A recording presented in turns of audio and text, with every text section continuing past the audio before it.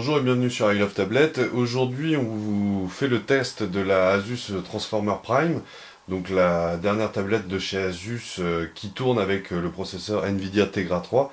Donc, pour rappel, c'est la première tablette à avoir reçu le processeur de Nvidia, ainsi que la première tablette à avoir eu Android Ice Cream Sandwich, donc Android 4. Donc, je vais vous parler maintenant de tout ce qui est caractéristiques techniques de la bête. Donc je vous fais voir rapidement, donc c'est une tablette tactile qui fait en termes de taille, c'est 10 pouces. C'est un écran super IPS, on reviendra là-dessus parce que c'est quelque chose de très important sur cette tablette. Autrement, donc le disque dur commence à 32 Go et va jusqu'à 64 Go. On a 1 Go de RAM sur la tablette, donc ce qui est correct pour faire tourner toutes les applications. Après on a donc allez, alors la bonne surprise c'est comparé à la Transformer, la toute première, Samsung a vraiment affiné énormément la tablette.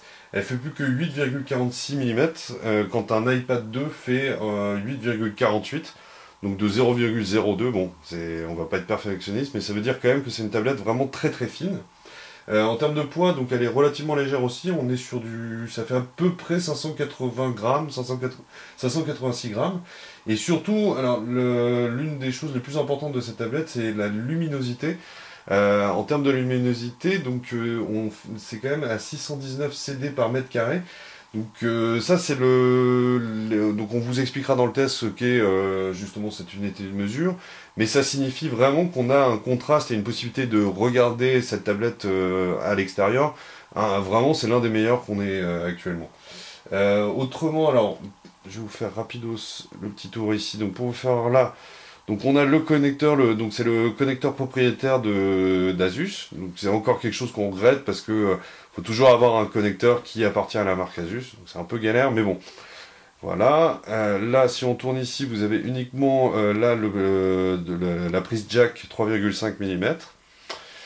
Alors ensuite, là je tourne ici. Là on voit qu'on a un tout petit capteur, c'est pour le microphone, pour faire de la visioconférence.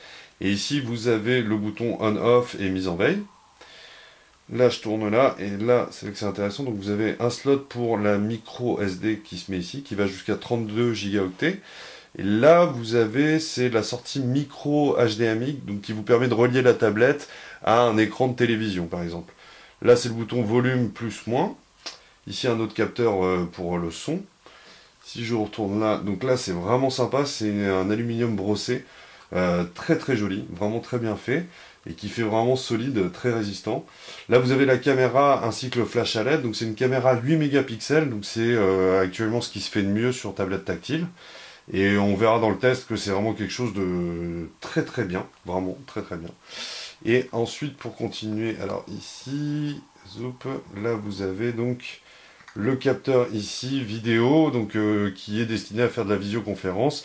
C'est un capteur 1,3 mégapixels. Et alors, l'autre truc hyper intéressant, c'est que c'est un capteur à l'arrière, j'ai oublié de vous dire, c'est un capteur qui enregistre en HD, et donc un capteur de 1080p. Alors, bien sûr, comme je vous le disais, cette tablette est dotée d'Android 4, donc Ice Cream Sandwich, donc le système Android censé réunir les smartphones et les tablettes tactiles. Alors vraiment pour le coup, rien à redire, le menu, tout est vraiment très très bien fait et très fluide. A contrario de la Transformer, la toute première, il n'y a pas du tout de lag, c'est-à-dire de contretemps quand on passe d'une fenêtre à l'autre. Vous voyez, c'est hyper fluide, il n'y a pas du tout de perte de rapidité. Donc voilà, donc ça c'est pour la tablette, et je voulais vous faire voir aussi le dock qu'on a reçu avec. Donc ça c'est ce qui fait vraiment l'attrait de cette tablette, parce que la tablette vient se connecter ici au dock directement. Et vous faites comme ça, et boum, c'est locké directos. Donc voilà, c'est reconnu. Alors, je vais la ressortir pour vous faire voir plus précisément le dock. Donc le dock ici, donc la partie pour connecter la tablette. Un clavier pour pouvoir taper, avec surtout un pad, et ça c'est vraiment très très pratique. Le pad plus le bouton de souris. Après au niveau des connectiques, ici donc on a un port USB classique. Ici, un slot pour les cartes SD, donc tout ce qui est appareil photo, ce genre de choses, vous pouvez décharger là-dessus. Là, je retourne, donc ça, c'est toujours la partie qui est orientable, hein, d'ailleurs, vous pouvez le bouger. Voilà. là, si je passe là, donc là, c'est la prise propriétaire de Asus qui vous permet de recharger la tablette directement et surtout de recharger le dock. Et là, rien du tout. Le truc qui est vraiment bien, je sais pas si vous pouvez vous rendre compte à la caméra, mais c'est très très fin. Pareil, Asus a vraiment amélioré son produit. Si on le compare au Transformer, ça a vraiment rien à voir en termes de taille, c'est vraiment beaucoup plus fin. C'est vraiment très intéressant. Alors, à noter, en termes d'autonomie, la tablette toute seule, ça fait à peu près 10-11 heures d'autonomie. Et si vous rajoutez le dock, on atteint les 16 heures d'autonomie.